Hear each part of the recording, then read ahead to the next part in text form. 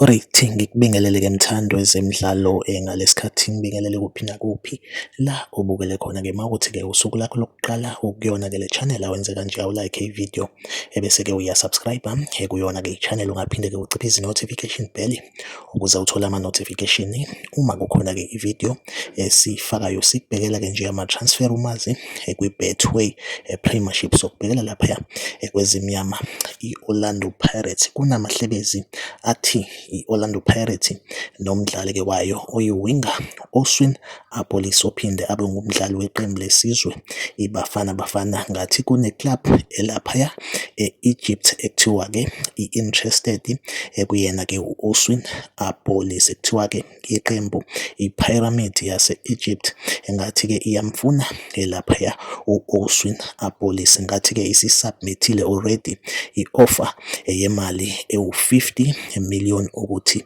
ithole u-Oswin Apolis. Esingazi-ke ukuthi Orlando Pirates ngabe izovuma yini no-Oswin Apolis, kodwa nje isi-receive-ile i-request from i-Pyramid FC yalaphaya kwi-league yakhona e-Egypt. Iyona update nje engiyiphethe-ke njengamanje. Like ividiyo, usubscribe kuyona-ke i-channel. Mina nawe asihlangabezane kwividiyo elandelayo, nisale kahle.